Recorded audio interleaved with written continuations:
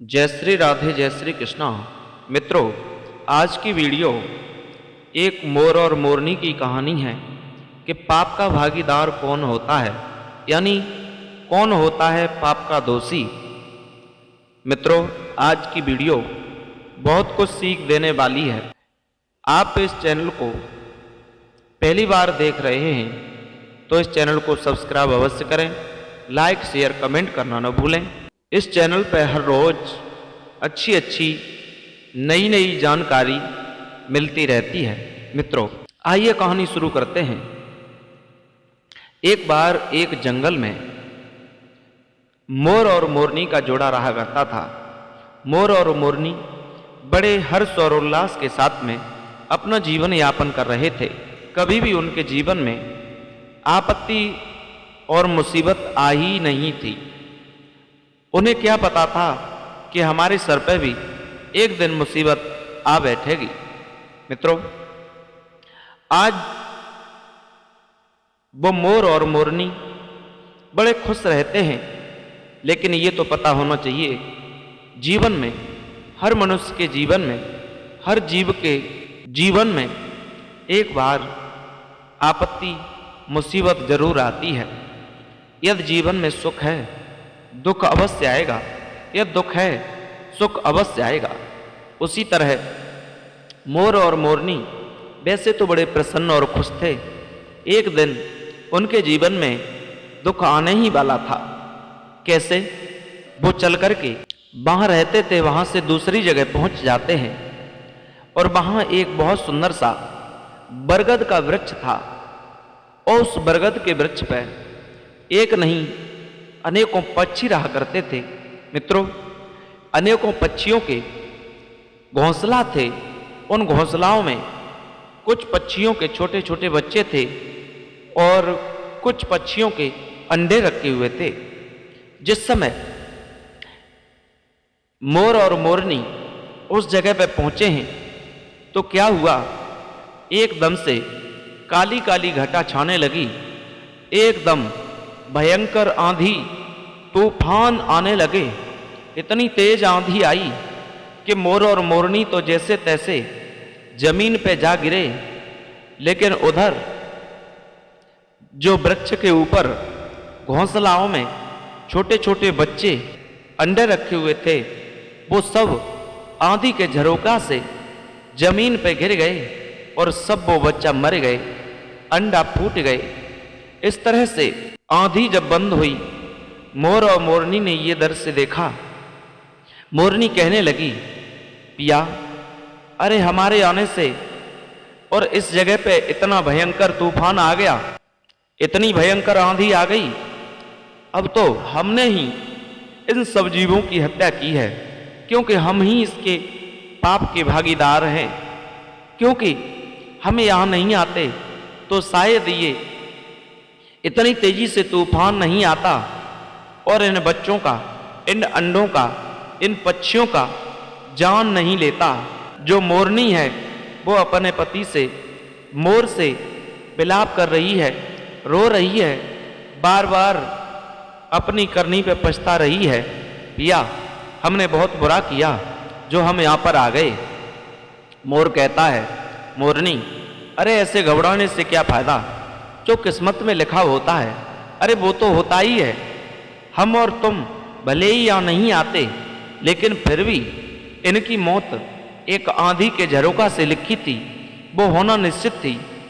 दोष हमें और आपको लग गया है, लेकिन हमें और आपको पाप नहीं लगेगा। हम और आप पाप के भागीदार नहीं हैं। वो मोरनी से कहता है। तो मोरनी इस बात को मानने के लिए तैयार नहीं थी। मित्रों, बार बार कहने पर मोर की बात को वो मानती नहीं है। मोरनी कहती है, या अरे दोस्त तो हमारा ही है, पाप के भागीदार तो हम ही होंगे। जवाब दिया मोर ने, मोरनी, तुम नहीं जानती हो, हम तुम्हें एक कहानी के माध्यम से बता रहे हैं कौन है पाप का भागीदार। आइए सुन लीजिए। मित्रों, मोर ने मोरनी को एक कहानी सुनाई। एक बार एक राजा बहुत दान कर रहा था। उसने ये प्रण किया कि मैं अपने जीवन में जो अंधे लोग होंगे उनके लिए हर रोज खाना खिलाया करूँगा, अंधे लोगों को खीर बनवा करके रोजाना खिलाऊंगा, कम से कम 100 अंधों को उसने प्रण कर लिया। मित्रों, क्या होता है, वो राजा रसोइया को बुलाता है, यानी हलवाई को बुलाता है और खीर बनवाता है, और मीठी खीर बनाने के बाद में उस खीर को उन अंधों को खिला देता है। इसी तरह से रोजाना वे खीर अंधे खाते हैं राजा के हाथों से। राजा दान पुण्य बहुत कर रहा है, सब खुश हैं। उधर क्या होता है, तब तक एक भूखा सर्प चला आया, और भूखा सर्प था जहां रसोइया ने एक बर्तन में दूध रखा था, वो ढांका नहीं, लेकिन सर्प गया, उसने जाकर के अपना मुंह डाल दिया। जैसे ही मुंह डाला, जो सर्प के अंदर विष था वो विष उस दूध में मिल गया, वो तो वहां से चला गया। सर्प जब गया, उधर जो रसोइया था उसे नहीं पता कि इस दूध में जहर मिल चुका है, सर्प का जहर मिला है। मित्रों, जैसे ही उस खीर को बनाया गया, खीर बनाने के बाद में उस खीर को अंधों को खिलाई गई, और जब अंधों ने खीर को खाया, खीर खाने से वे अंधे खत्म हो जाते हैं। मित्रों, जिस वक्त वे अंधे खत्म हो जाते हैं, तो आज राजा को पता पड़ा कि उस खीर को खाने से जो अंधे खत्म हुए हैं उसमें विष मिला हुआ था। राजा ने अपने सिपाहियों से कहलवाया, कौन है कमीन जिसने इस खीर में जहर को मिलाया, हम उसे छोड़ेंगे नहीं, मौत के घाट उतार देंगे, पता लगाया जाए। जब पता लगाया गया तो जो खीर थी उसमें किसी ने जहर को, विष को मिलाया ही नहीं था, बल्कि उसमें तो एक सर्प ने आकर के अपने मुंह को डाल दिया था, उसी से सारे दूध में जहर हो गया था। वो निर्दोष थे। महाराज को बताया, महाराज दोष इसमें किसी का नहीं है, किसी ने जानबूझ करके ये कार्य नहीं किया है, लेकिन एक सर्प तो जरूर आया था अपने घर पे, हो सकता है उसी सर्प ने इसमें जहर को मिलाया है। राजा जो थे अपने आप को कोसने लगे, कहने लगे, मैंने पुण्य की जगह ये तो पाप कमा लिया, अब क्या करूं मैं अपनी मुक्ति कैसे पाऊंगा? मुक्ति पाने के लिए अब मैं जाऊंगा जंगल में और अपने इस पाप का प्रायश्चित करूंगा, याद करूंगा कि ये मेरे द्वारा ऐसा क्यों हुआ। इस तरह से वो राजा सारा राजपाट छोड़ करके वहां से चलने लगा है। चलता हुआ जा रहा था, जंगल में जा रहा था, लेकिन जंगल में न जाकर सबसे पहले एक नगर में पहुंच गया। सोचने लगा, रात्रि होने वाली है, इसी नगर में मैं विश्राम कर लूंगा। कुछ लोग बैठे बैठे चौपाल पे आपस में कुछ चर्चाएं कर रहे थे, बातें कर रहे थे। वहीं राजा पहुंच गए। राजा ने जवाब दिया, अरे भैया, यहाँ पर कोई ऐसा घर है जो परमात्मा को मानता हो, जो भगवान की भक्ति किया करता हो, जो दान पुण्य किया करता हो, मैं एक रात्रि भर उसके घर पर रुकूंगा। सबने मिलकर के जवाब दिया, हमारे यहाँ और तो कोई ऐसा घर है नहीं, सिर्फ 2 भाई और बहन रहा करते हैं। वो भजन में लीन भी रहते हैं और अपने घर की जीविका भी चला रहे हैं, लेकिन वो घर से गरीब जरूर हैं। आप चाहो तो वहाँ रुक सकते हो। महाराज ने कहा, ठीक है, आप हमें वहाँ पहुँचा दीजिए। जैसे ही महाराज को पहुँचाया गया, उन दोनों भाई और बहनों ने महाराज को देखा। महाराज ने जवाब दिया, आज हम तुम्हारे घर पर एक रात्रि भर रुकेंगे, क्या आप हमें रुक जाने देंगे? दोनों भाई बहनों ने कह दिया, हाँ, आप तो हमारे अतिथि हो, हम आपकी सेवा करेंगे, हम तो चाहते हैं आप जैसे अतिथि हमारे घर पर आएं, हम उनका सम्मान करें, जिससे हमारा भी कुछ लाभ हो। आप ठहर जाइए, ये आपका घर है, जी चाहो उतने दिन आप रुक सकते हो।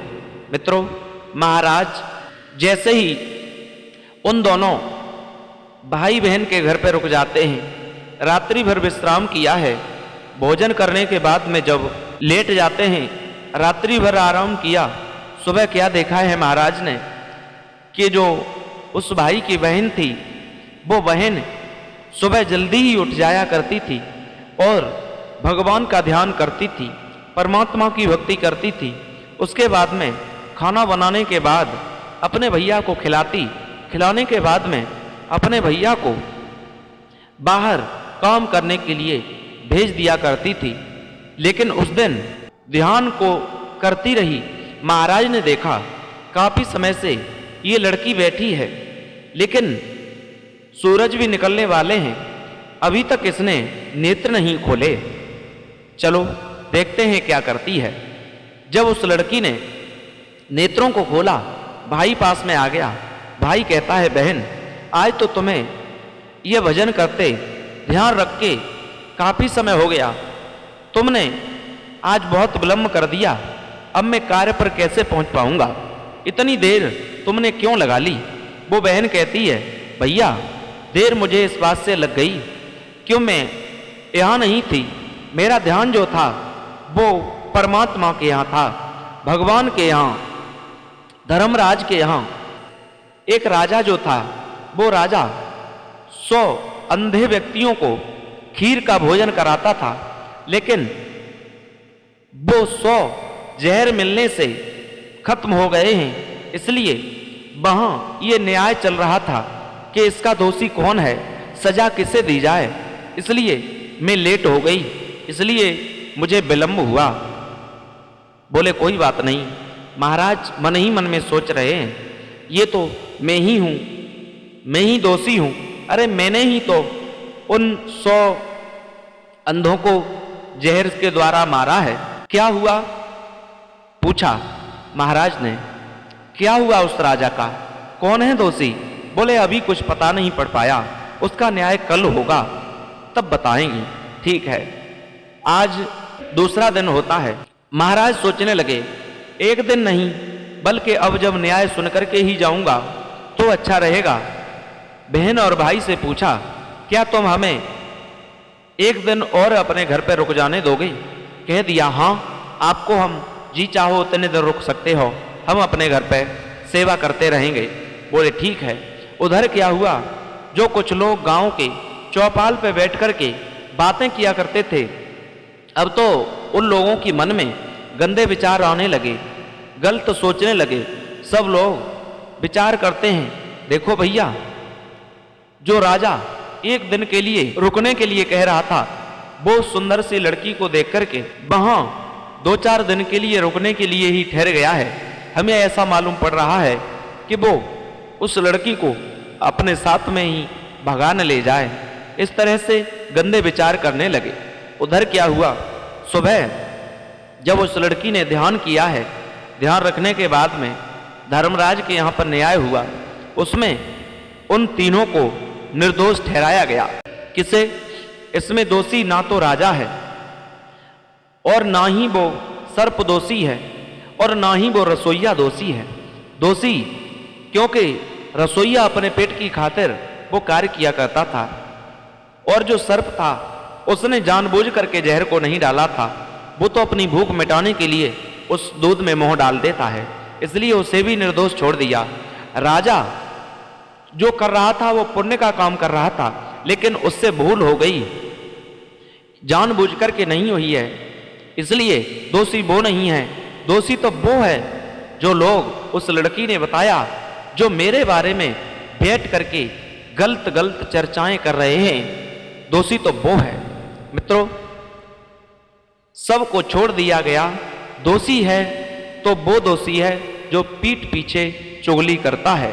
मित्रों, इस प्रसंग से हमें शिक्षा मिलती है कि हमें जीवन में यदि कोई व्यक्ति पापी है, यदि वो पाप करता है, तो उस पापी का पाप हमें किसी से जाकर के बार बार नहीं कहना चाहिए, हमें उसके बारे में खिल्लियाँ नहीं उड़ानी चाहिए, उसी की हंसी मजाक नहीं बनानी चाहिए। जो लोग ऐसा करते हैं, जो पीठ पीछे और लोगों की बुराई करते हैं, अक्सर करके पाप के भागीदार वही हुआ करते हैं। पापी जो दोषी होते हैं वो तो बच जाते हैं। तो इसलिए दोषी वही है जो पीठ पीछे लोगों की बुराई करता है।